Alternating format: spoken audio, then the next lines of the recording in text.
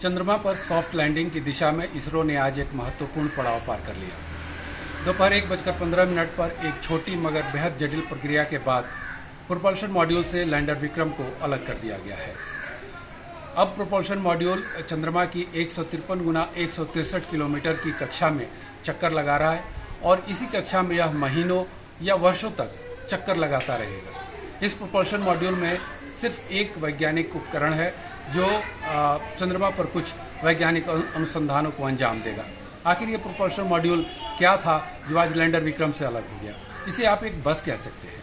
आपको याद होगा चंद्रयान 2 मिशन में ऑर्बिटर के साथ लैंडर विक्रम और रोवर प्रज्ञान को भेजा गया था, लेकिन इस बार के मिशन में ऑर्बिटर की जरूरत नहीं थी क्योंकि हमारा ऑर्बिटर पहले से ही चांद की कक्षा में चक्कर लगा रहा है और अब वो लैंडर के संपर्क में आ जाएगा।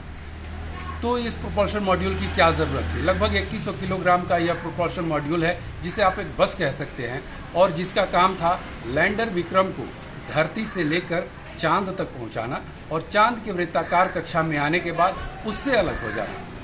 ये काम प्रोपल्शन मॉड्यूल ने अब सफलतापूर्वक कर दिया है। लैंडर क्या करेगा? अब लैंडर यहां से अपनी अलग यात्रा शुरू करेगा। लैंडर की 2 डीबूस्टिंग प्रक्रियाएं पूरी की जाएंगी। पहली डीबूस्टिंग कल शाम 4 बजे होगी और दूसरी डीबूस्टिंग 20 अगस्त को होगी, जिसके बाद लैंडर की जो कक्षा है चांद पर वो हो जाएगी 153 गुणा 30 किलोमीटर की कक्षा, यानी उस कक्षा में लैंडर विक्रम चांद से अधिकतम 30 किलोमीटर की ऊंचाई पर होगा और जो उसकी जो न्यूनतम दूरी होगी वो 30 किलोमीटर होगी, 30 किलोमीटर की ऊंचाई पर होगी और जो अधिकतम दूरी होगी वो 150 किलोमीटर होगी। जब इस कक्षा में लैंडर विक्रम आ जाएगा 150 × 30, तब इसरो लैंडिंग की तैयारियां शुरू कर देगा। पहले से ही लैंडिंग स्थल का मुआयना किया जा रहा है। चंद्रयान 2 का ऑर्बिटर के जरिए भी किया जा रहा है। लैंडर जो विक्रम भेजा गया है चंद्रयान 3 में, वो भी लैंडिंग स्थल का मुआयना करेगा। और जो अब अगला महत्वपूर्ण पड़ाव आएगा वह होगा 23 अगस्त। 23 अगस्त शाम 5:47। 23 अगस्त को शाम 5:47 पर जब चांद की सतह से लैंडर विक्रम की ऊंचाई या दूरी 30 किलोमीटर रह जाएगी, तब लैंडिंग की प्रक्रिया शुरू होगी।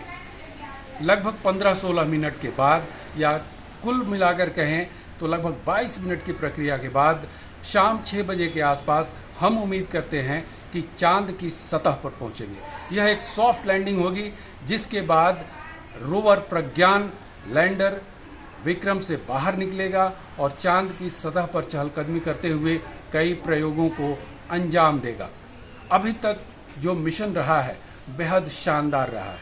इसरो ने जो भी प्लान किए, जो भी योजनाएं बनाई, जो भी ऑर्बिट पैरामीटर हासिल करना था, जो भी ओरिएंटेशन रिक्वायर्ड था, जरूरत थी, उन तमाम मानदंडों पर इसरो को 100% सफलता मिली है।